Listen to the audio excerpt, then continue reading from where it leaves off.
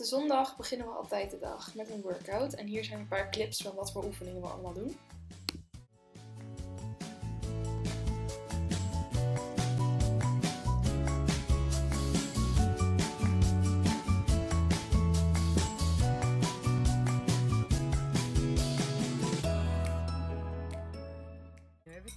Die avond waren we weer uitgenodigd bij de familie van de vorige keer om de laatste kaars met Chanukka aan te steken. En dat natuurlijk met heerlijke donuts en een lekker taartje.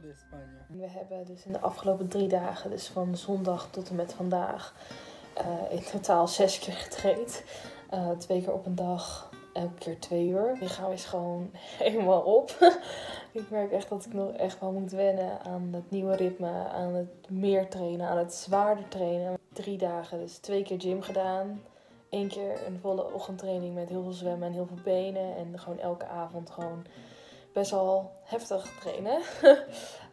Dus ja, mijn lichaam is gewoon best wel moe. En ik merk dat ik daardoor ook minder de camera erbij pak. Nou, omdat ik gewoon moe ben over het algemeen. Het enige wat ik overdag doe is dus inderdaad trainen in de ochtend. Rusten of slaap naar de supermarkt of iets in de middag en dan in de avond gewoon weer trainen. Het is wel de realiteit, dus ik wil het wel laten zien.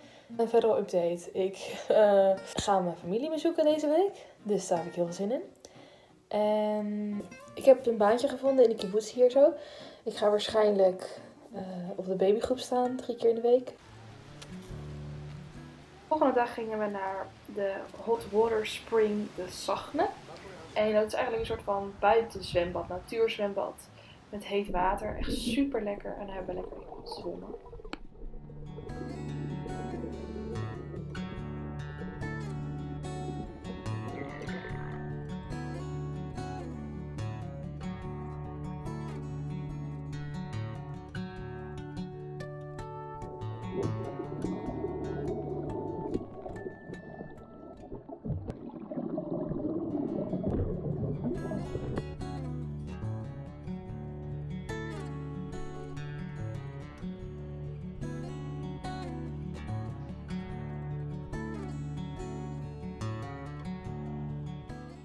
Naast dit natuurzwembad is er ook een speciale dierentuin met alleen maar Australische dieren. En daar zijn we ook heen geweest.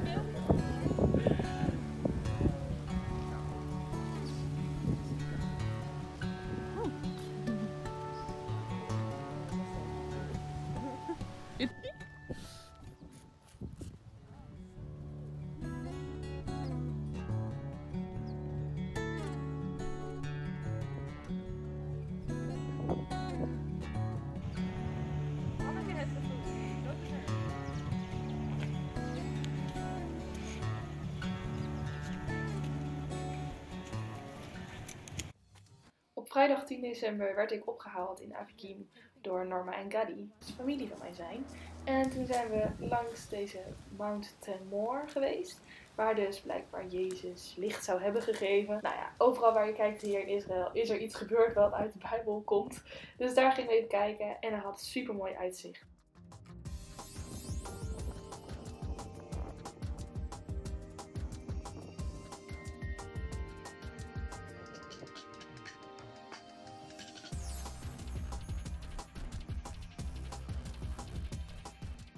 Deze plaats die je hier ziet is Nazareth.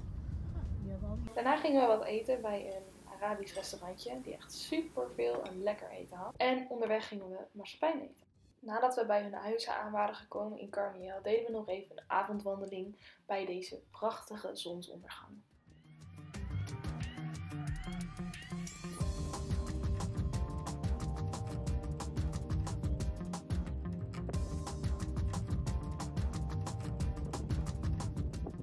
We sloten de avond af met wat spelletjes.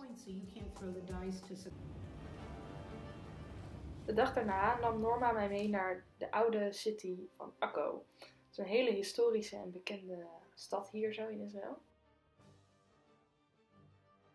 We bezochten wat toeristische attracties, zoals deze hele oude moskee, waar we ook naar binnen gingen.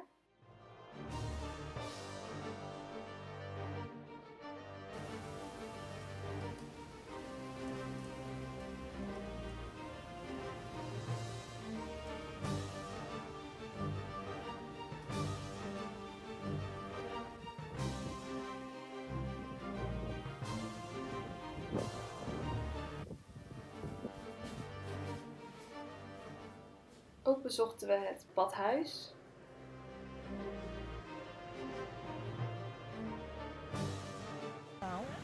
En mocht ik mijn eigen verse sap maken.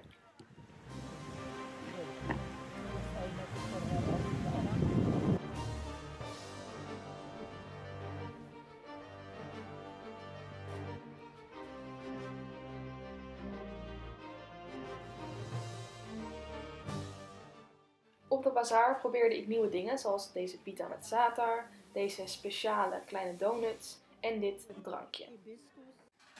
In de middag nam Norma mij mee naar Adam en Sharon, waar we spelletjes speelden met de kids en gaan lekker eten en gewoon lekker bijkletsten. Door? Shit, yes, when it's over. You're out? Wait, so that's 6? Ik heb echt een hele leuke tijd gehad bij mijn familie. Na ze na 5 jaar weer te zien is natuurlijk al best wel lang. Dus het was echt weer heel gezellig. En hopelijk kan ik ze vaker komen bezoeken. En daar heb ik nu natuurlijk alle tijd voor. En dan was dit alweer mijn 3e vlog. Ik wil je heel erg bedanken voor het kijken. En hopelijk tot de volgende keer.